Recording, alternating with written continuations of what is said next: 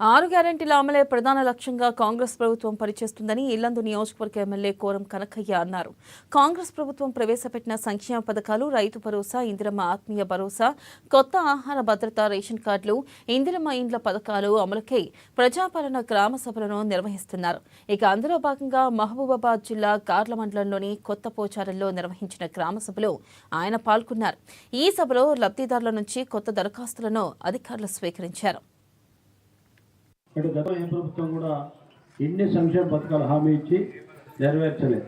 ఎందుకంటే గత ప్రభుత్వం, కేసీఆర్ ప్రభుత్వం, బీఆర్ఎస్ ప్రభుత్వం ఎన్నో హామీలు ఇచ్చి ఒక్క హామీని కూడా నెరవేర్చకుండా 2 సార్లు ప్రభుత్వాన్ని ఏర్పడితే ప్రజల్ని మోసం చేసిన ప్రభుత్వం గత ప్రభుత్వం.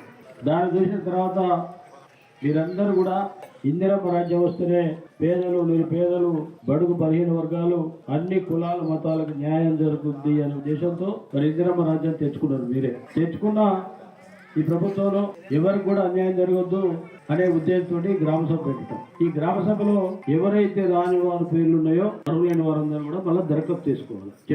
చెప్పారమ్మా? పేరు రాకపోయినా బాధపడద్దు. రేషన్ కార్డు కానీ, ఇల్లు కానీ, ఇందిరమ్మ ఆత్మ భరోసా కానీ, రైతు భరోసా కానీ ఎవరికి రాకపోయినా నిరంతరం జరిగే ప్రక్రియ ఇది. ఇవాళ ఆగిపోలేదు. అరే నా పేరు రాలేదు కదా, ఏం చేయాలా, ఎలా చేయాలి అని బాధపడే పరిస్థితి లేదు. రేపు పెట్టుకోండి, ఇప్పుడు దరఖాస్తు పెట్టండి.